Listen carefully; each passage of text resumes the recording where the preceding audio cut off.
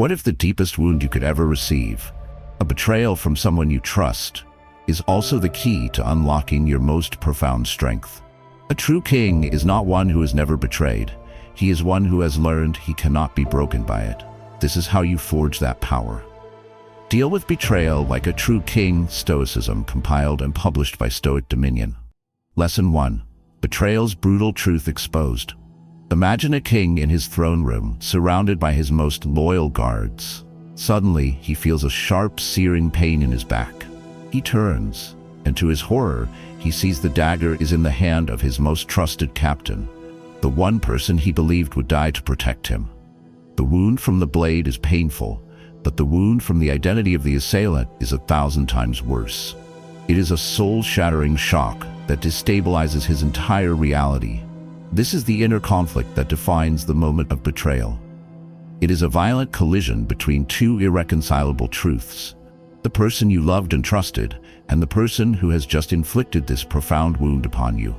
The mind struggles desperately to hold both images at once, creating a state of cognitive dissonance, a deep, disorienting shock. The problem is that in this state of shock, we often get stuck. We obsess over the unanswerable question, why? We replay memories, searching for clues we missed, tormenting ourselves with the hope that it's all a terrible misunderstanding. This question is a prison. It keeps us tethered to the past, to the person who hurt us, preventing us from beginning the crucial work of healing and rebuilding. We remain the wounded king, bleeding out on the floor, mesmerized by the face of his attacker, instead of tending to his own wound. The transformative solution, the first act of a true king, is to accept betrayal's brutal truth. This is the practice of looking at the situation with the cold, hard clarity of a battlefield surgeon. It means separating the person you thought you knew from the evidence of the action they have just committed. The core Stoic principle here is the unflinching application of the dichotomy of control. The act of betrayal was an external event. It was their choice, their character, their action. It was, from the moment it happened, entirely outside of your control. To obsess over their motives, the why, is to waste your precious mental resources in a domain you cannot command. Your kingdom, the only thing you have power over now, is your response. And the first, most courageous response is to see the truth for what it is, without the distorting fog of your past hopes or your love for the person who held the dagger. You must accept the reality of the wound before you can begin to treat it. To expose this brutal truth and take your first step as a sovereign ruler, you must become a ruthless investigator of reality. The first actionable step is to write down the objective facts. In a journal, list only what a security camera would have recorded. This person said these words. This person took this action. This was the direct consequence. Strip away all your emotional interpretations and stories.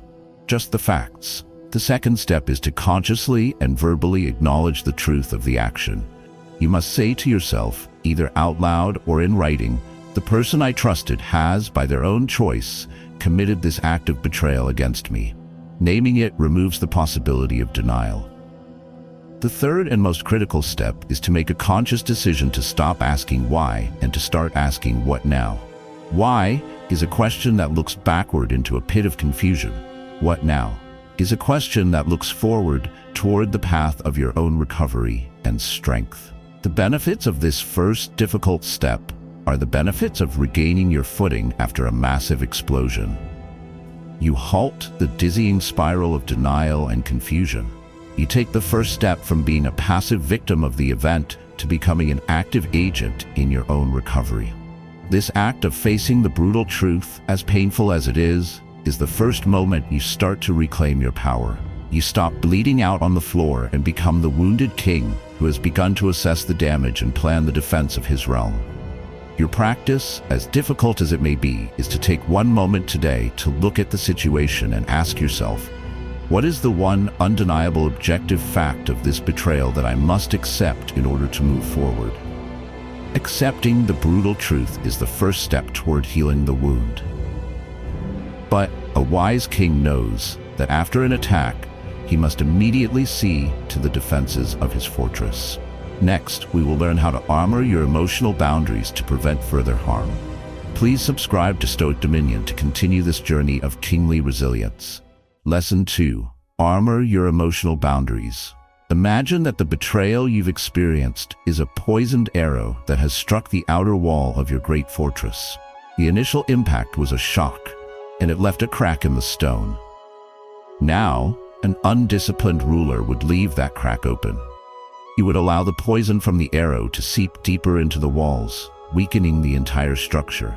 He would allow the wind and the rain to enter through the breach, disturbing the peace within his citadel. This is the inner conflict we face in the direct aftermath of betrayal. We are in shock, and our emotional boundaries, the walls of our fortress, are cracked and vulnerable. The problem is that in this weakened state, we often allow for even more damage. We might engage in endless, painful conversations with the person who betrayed us, seeking an apology they are incapable of giving. We might allow their excuses or blame shifting to further confuse and wound us. Or we might allow the opinions of others to seep in, further destabilizing our sense of reality.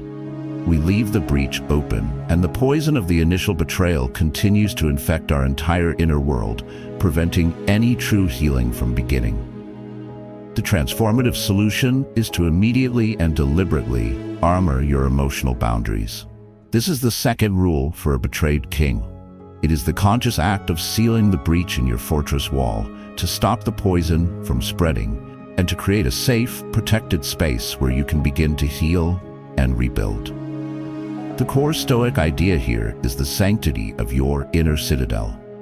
The Stoics taught that your mind, your reason, your hegemonikon is the only thing that is truly yours, and your primary duty is to protect its peace and clarity. After a betrayal, this means creating a strict boundary between you and the source of the harm. This is not an act of permanent hatred or revenge. It is a necessary, short-term quarantine. It is the wise king ordering his masons to immediately begin repairing the wall to block the breach so that the kingdom within can find the security it needs to recover. This act of self-protection is a declaration of your own value and your right to inner peace. To build this emergency armor, you must act with the swift and decisive authority of a commander under siege. The first actionable step is to create a period of strategic silence or no contact. This means you must, for a designated period, cease all communication with the person who betrayed you. This is not a punishment for them, it is a necessity for you. It gives you the space to think clearly, free from their influence, their excuses, or their further manipulations. The second step is to curate your counsel. Do not discuss the situation with everyone. Choose one or two wise, trusted, and rational friends or mentors to confide in. Avoid the dramatic, the gossips, or those who will simply fuel your anger. You need wise counsel, not a mob. The third step is to guard your mind from obsessive thoughts.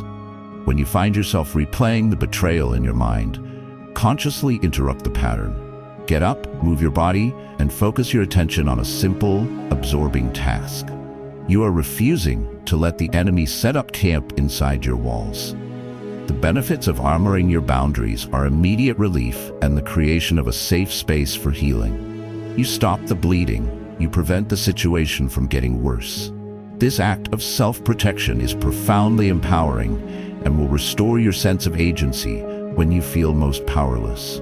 You are no longer a passive victim reacting to the attack.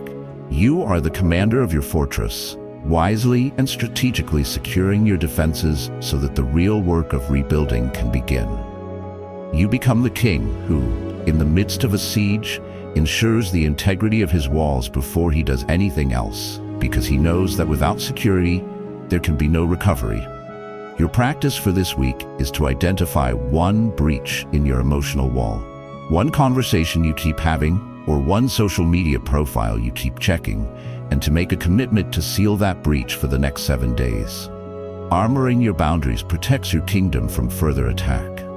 But within the walls, a storm of anger and a desire for revenge may be brewing. The wise king must command this storm, not be consumed by it. Next, we will learn why silence is a greater weapon than any revengeful outburst. Please like this video if you are ready to defend your inner citadel. Lesson 3. Silence over revengeful outbursts.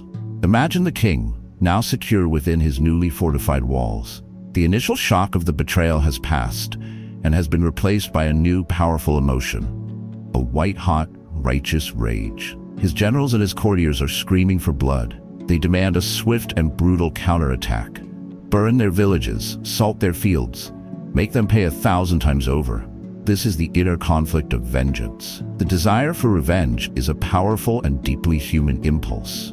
It promises a moment of catharsis, a rebalancing of the scales of justice. The problem is that revenge is a fire that, once unleashed, almost always burns the person who wielded it far more than their intended target. An outburst of rage, a vengeful act, or a campaign of bitter words may offer a fleeting moment of satisfaction, but it comes at a terrible price. It drains your precious energy, it lowers you to the moral level of the person who wronged you, and it keeps you chained to the very person you wish to be free from. You become a prisoner of your own quest for vengeance. Your life's purpose now reduced to being a reaction to someone else's treachery. The wise king knows that a kingdom consumed by a thirst for revenge cannot build a future. The transformative solution is to choose the profound and superior power of silence over revengeful outbursts. This is the third and perhaps most difficult iron rule. It is the ultimate discipline of the will. The core Stoic principle here is that anger is a temporary madness, as Seneca called it. It is a passion that completely dethrones our reason. A king who acts out of this madness is no longer a king, he is a tyrant and a fool. The Stoics taught that the greatest revenge is to be unlike the person who wronged you. They acted with malice, with a lack of control, with injustice. Your greatest victory, therefore, is to respond with composure, with self-control, and with unwavering commitment to your own virtue. Your silence is not weakness, it is a statement of immense power. It says, "Your actions are so far beneath the concerns of my kingdom that they do not even warrant a response. You have no power here. My peace is more valuable than any satisfaction I could get from punishing you." To master this discipline of strategic silence, you must have a protocol for managing the fire of rage. The first actionable step is to recognize anger as a poison. See it for what it is, a destructive emotion that will harm you more than anyone else. Vow not to drink it. The second step is to physically channel the energy. The rage you feel is a real and powerful surge of adrenaline. It must go somewhere. Instead of channeling it into angry words, channel it into intense physical exercise. Go for a hard run, lift heavy weights, hit a punching bag. Let the physical body process the raw energy so the rational mind can remain clear. The third step is to practice a form of Stoic pity. Look at the person who betrayed you not as a monster to be destroyed, but as a deeply flawed, spiritually sick individual. Their actions came from a place of weakness, fear, and ignorance. A king does not rage at the sick, he pities them, and then he moves on to the important work of ruling his kingdom.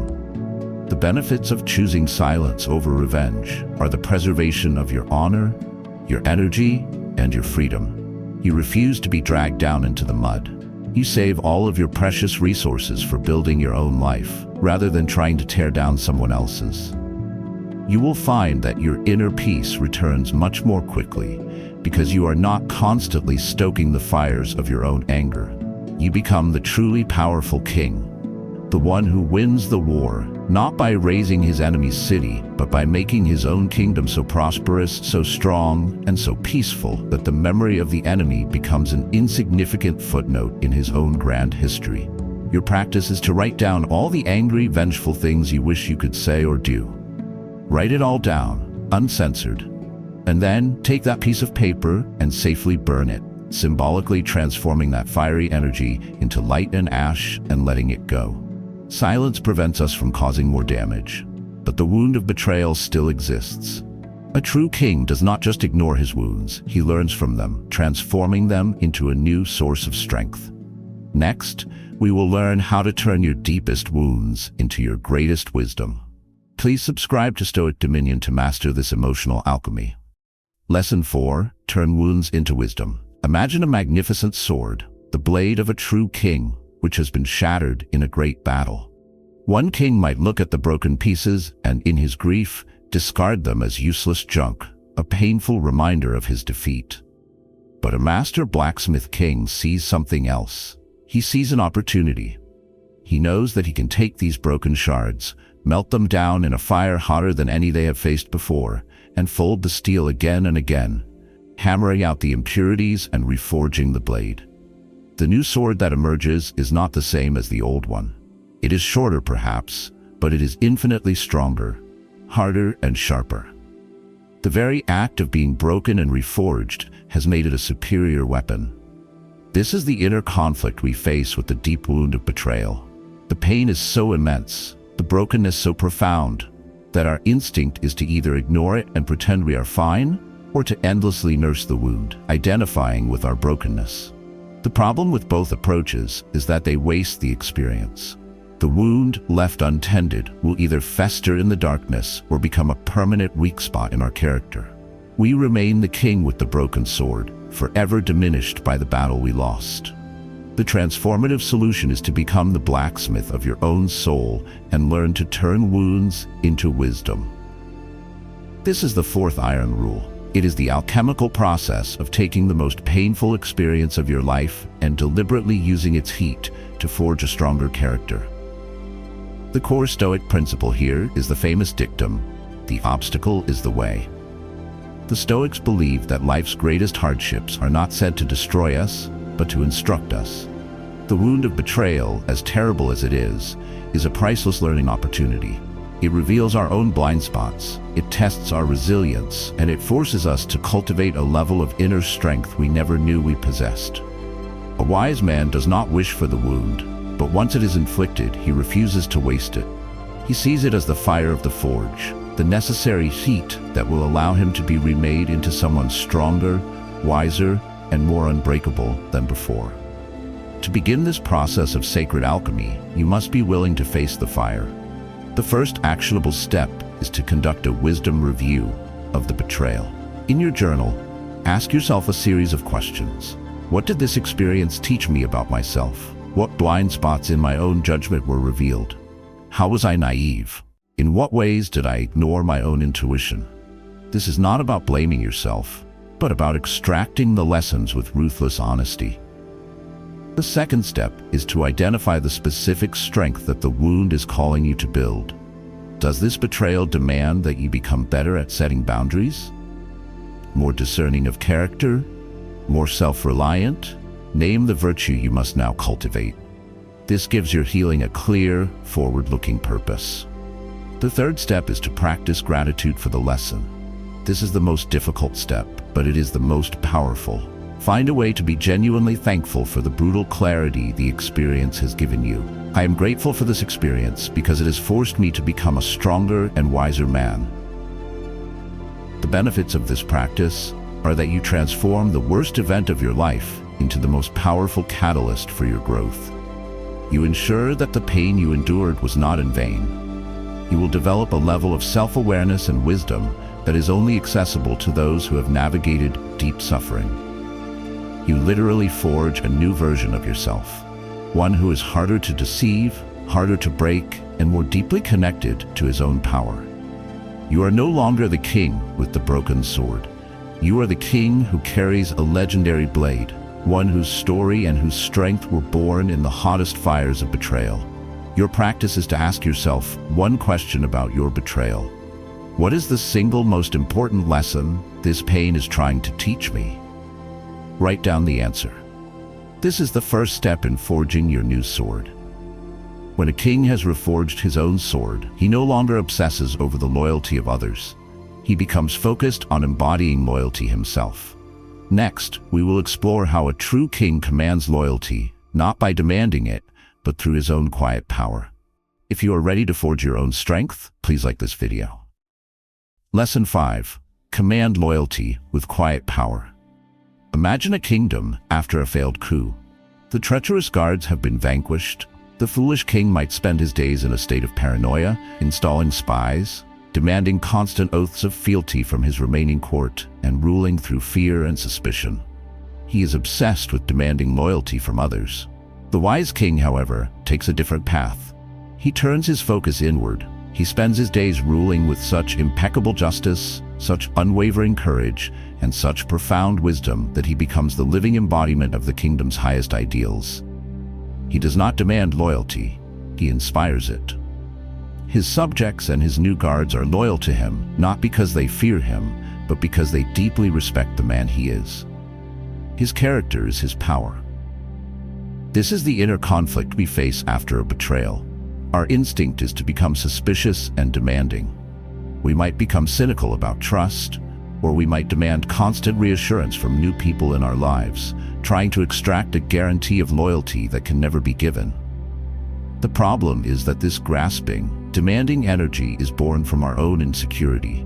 It repels the very thing it seeks. High-quality, loyal people are not drawn to a leader who rules through fear and suspicion. They are drawn to a leader who rules through unimpeachable integrity. The transformative solution is to stop seeking loyalty and instead learn to command loyalty with quiet power. This is the fifth iron rule. It is the understanding that you cannot control another person's loyalty, that is external to you. The only loyalty you can truly control is your own. Your loyalty to your principles, your values, and your own character. The core Stoic idea is that you must become the person you wish to see in the world. If you want loyalty, you must be the most loyal person you know. Loyal to your word, loyal to your mission, loyal to your own code of conduct. A true king's power does not come from his crown or his armies. It comes from the quiet, undeniable force of his own virtue. When you embody this kind of unshakable integrity, you become a magnetic force for other high-character individuals. They will be loyal to you because your character resonates with their own. You don't need to ask for it. Your quiet power commands it. To become this magnetic center of integrity, you must focus on your own actions. The first actionable step is to make and keep promises to yourself. This is the foundation of self-trust. When you say you will do something, do it. This builds the habit of being a person whose word is iron. The second step is to practice loyalty in small, unseen moments. Be fiercely loyal to your friends and loved ones when they are not around. Refuse to participate in gossip. Defend their character. The way you act when no one is watching is who you truly are. The third step is to lead by example. In your work, in your family, in your community, be the most reliable, most honest, and most principled person in the room. Let your actions be your constant sermon on the nature of loyalty. The benefits of this inside-out approach are that you will build a life of profound integrity and self-respect. You will be freed from the anxious and fruitless task of trying to police the loyalty of others. You will naturally and effortlessly attract a circle of trustworthy, high-character allies who are drawn to your own strength and honor. Your relationships will be built on a foundation of mutual respect, not insecure suspicion. You become the wise king whose reign is long and peaceful, not because he has the most spies, but because he has the most respect. A respect he commands not with his power, but with his quiet, undeniable virtue. Your practice is to identify one small promise you have made to yourself that you have been neglecting. Make a plan to keep that promise this week. Begin by being loyal to yourself. A king who commands loyalty through his own virtue has no need to chase after those who have left his kingdom. His focus is on his own domain. This leads to our next rule. Next, we will explore the power of holding your position and never begging for someone's return. Subscribe to our channel to continue building your own kingdom. Lesson 6. Hold position, never beg return. Imagine the king, betrayed and wounded, standing on the battlements of his fortress, watching the army of his former captain retreat into the distance. The emotional, insecure king would be tempted to shout after them. He might beg them to come back, promising forgiveness. He might yell threats, vowing revenge. He might even abandon his post and chase after them, hoping to drag them back to his side. His entire focus is on what is leaving. The Stoic king, however, does something entirely different. He watches them go, his face a mask of calm resolve. He feels the pain of the loss, but he does not act on it. Instead, he turns his back on the retreating army and focuses his attention on his own kingdom. on rebuilding the walls, on training his new guards, and on serving the loyal subjects who remained. He holds his position. This is the inner conflict we face when someone who has betrayed or left us shows signs of wanting to return. Our ego, our loneliness, or our lingering attachment might tempt us to immediately welcome them back, to lower our standards, or to beg them to stay. The problem is that begging is the ultimate abdication of power. It communicates that your peace and happiness are dependent on their presence. It tells them that your kingdom is worthless without them. By begging for their return, you hand them all the power and guarantee that you will be treated with even less respect in the future. The transformative solution is the sixth iron rule. Hold your position, never beg for their return. This is the discipline of maintaining your own dignity, your own frame, and your own kingdom, regardless of who chooses to leave or return to it. The core Stoic principle here is that of self-sufficiency and self-respect. A Stoic knows that his happiness and well-being, his eudaimonia, are entirely internal products. They come from living a life of virtue and purpose. Another person's presence is a preferred indifferent. It is pleasant to have, but it is not necessary for a good life. Therefore, a Stoic king does not beg. To beg is to admit that his kingdom is not enough. But a true king knows his kingdom. His own character, his purpose, his inner peace is the ultimate prize. He holds his position on his throne, and he lets others decide if they are worthy of being in his court. To embody this kingly resolve, you must cultivate an unshakable sense of your own value. The first actionable step is to make your own purpose your primary focus. When you are tempted to chase someone, immediately and aggressively pivot your energy back onto your own mission. Go to the gym, work on your business, learn a new skill. The best way to get over someone is to get under a new, more compelling project. The second step is to adopt a policy of one chance. You may choose to forgive a transgression once after careful consideration, but a pattern of betrayal and return is not acceptable. A king does not allow a known traitor back into his court time and time again. The third step is to practice an attitude of calm indifference. If they reach out, you do not need to be angry or bitter. You can be polite but distant. Your energy should communicate, "My life is full and moving forward. I wish you well, but the gates to my inner circle are now closed." The benefits of holding your position are a massive and immediate increase in your own self-respect and perceived value. You will break the toxic cycle of on-again, off-again relationships that destroys so many. You will communicate to the world that you are a man of high standards and that access to your kingdom is a privilege, not a right. You will attract new, healthier people who are drawn to your strength and stability.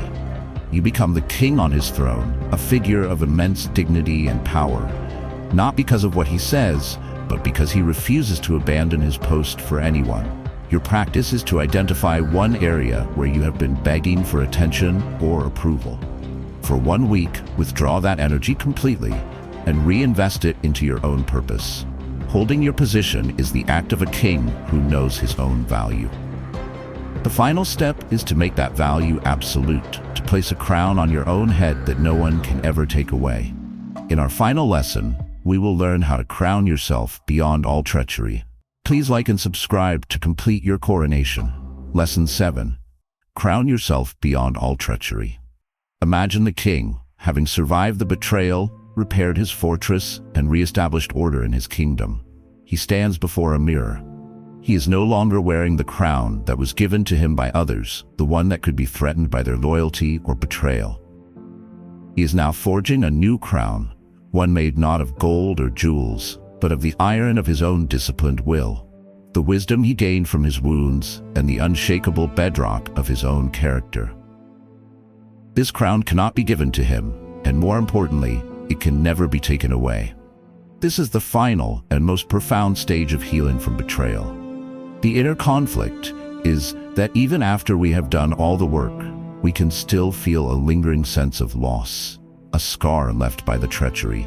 We may still feel that a part of our kingdom, a part of our happiness, was stolen from us. The problem is that as long as we believe our ultimate well-being is tied to anything outside of ourselves, even the memory of a past relationship, we are not yet truly sovereign. We are still, in some small way, a subject to the events of the past.